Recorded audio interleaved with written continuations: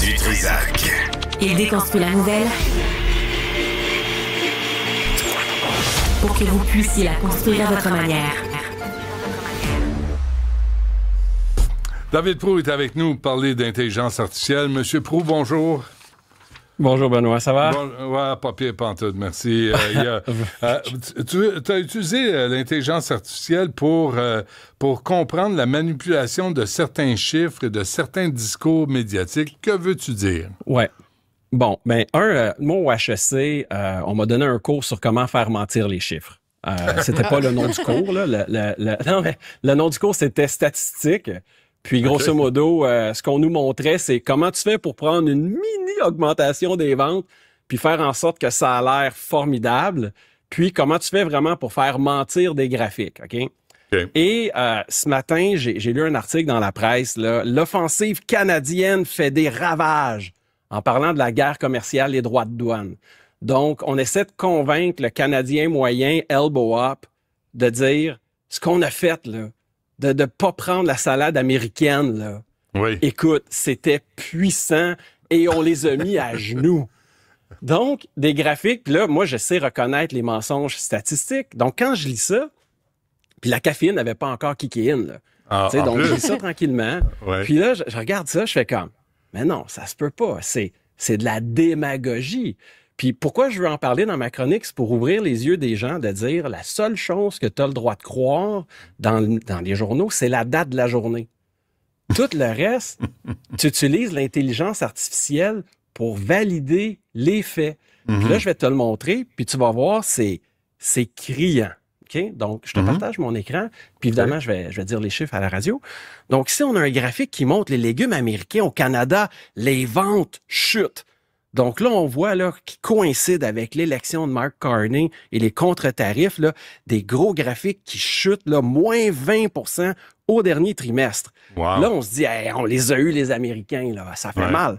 Là, j'ai demandé à ChatGPT, peux-tu, s'il te plaît, aller me chercher la plus grande compagnie productrice de fruits et légumes aux États-Unis, et pareil pour le plus grand distributeur, puis va me chercher leurs ventes des derniers trimestres. Puis là, il m'a sorti les ventes comme ça des derniers trimestres. Puis on voit ici l'élection de Carney. Est-ce que tu vois la chute dans les chiffres? Non. Non, il y a eu une augmentation. Ici, entre les deux, entre la fin ici, oui, une légère ici, puis un mini chute là, mais tu sais, c'est pas une immense chute de près de 20%, là. Ouais. Un autre exemple que je vais te donner ici, ça là est délicieuse. Les automobiles au Canada, les ventes provenant d'usines américaines s'effondrent. Là, on imagine Trump là, en train de pleurer à J.D. Vance. Et qu'est-ce qu'on va faire? Les Canadiens sont en train de nous mettre à genoux. On va regarder ici. Ça, c'est les revenus trimestriels de Ford puis de GM. Oh. Puis regarde ici l'augmentation des ventes là, qui est significative. Ici, on nous montre, la presse nous montre au-delà de moins 40%, là, genre proche de moins 46%. Ouais. Alors qu'ici, on voit une augmentation des ventes sur 2 trimestres qui ont passé de 48 milliards. Légère diminution. Vas-y. Le tableau que tu nous présentes, David, le revenu trimestriel Ford face à GM, les 8 derniers trimestres. Et là, on voit les hausses, les baisses, mais ça n'a rien à voir avec la baisse drastique que nous présente le tableau de la presse. Ben non, parce que ici, si on regarde les ventes en particulier de Ford, quand il y a eu le début des tarifs, elles étaient en dessous de 42 milliards, trimestre suivant à 50 milliards. Puis n'importe qui a regardé la télé américaine, il y a le fait qu'ils sont en guerre commerciale, les États-Unis, contre tous les pays, ça motive les Américains à acheter des autos américaines. Donc, on essaie de leur faire mal en disant, c'est un peu comme, tu sais, la contre-offensive ukrainienne, là, tu sais, qu'on nous disait que c'était magnifique, puis go, ils vont gagner, puis que ça n'a rien donné, il y a 2 ans, là. Ouais. Ben, tu sais, c'est comme, en guerre, faut se dire guerre, aussitôt qu'on entend le mot guerre, il faut entendre propagande.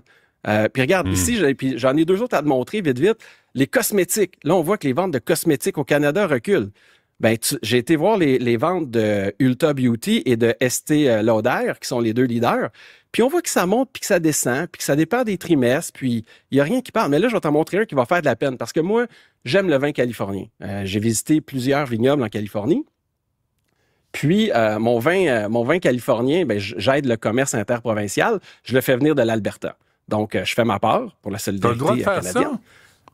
Tu as totalement le droit de faire ça. Tu vas sur des boutiques de vin en Alberta. C'est sûr, tu payes pour le shipping. Mais après ça, tu reçois l'alcool que tu veux, puis il n'y a aucune restriction en Alberta.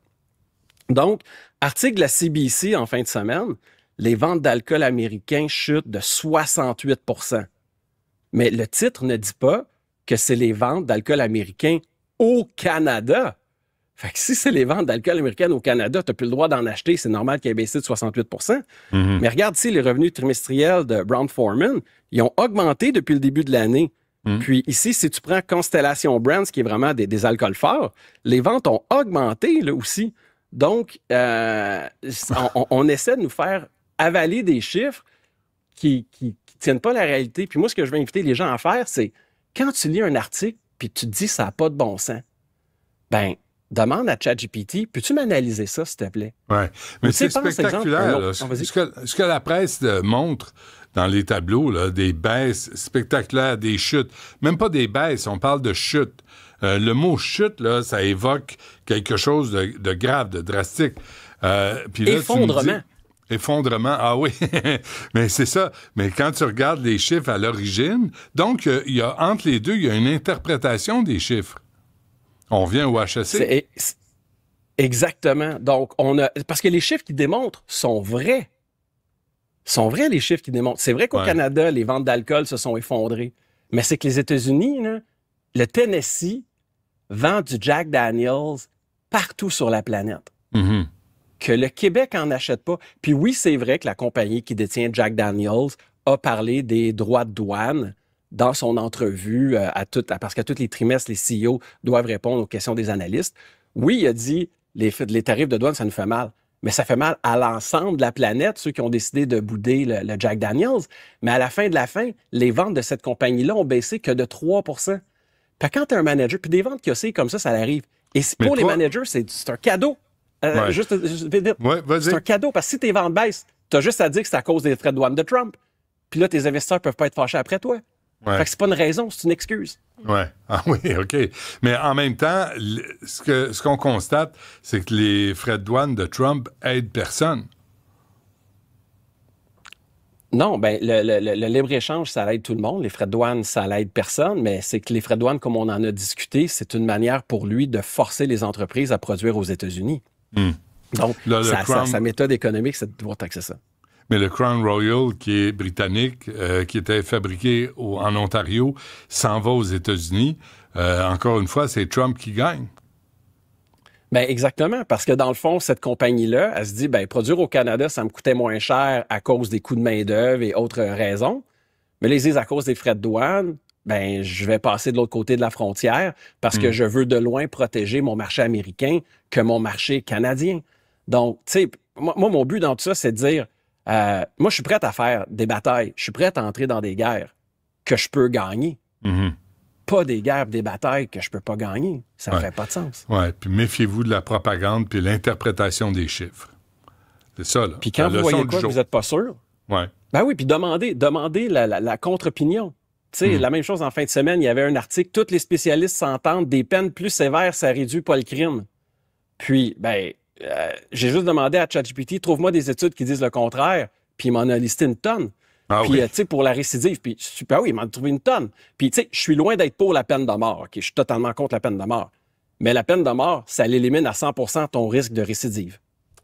Sur ces paroles de sagesse, on se quitte. C'est vrai. David Proulx, merci. À demain. Salut. Bye.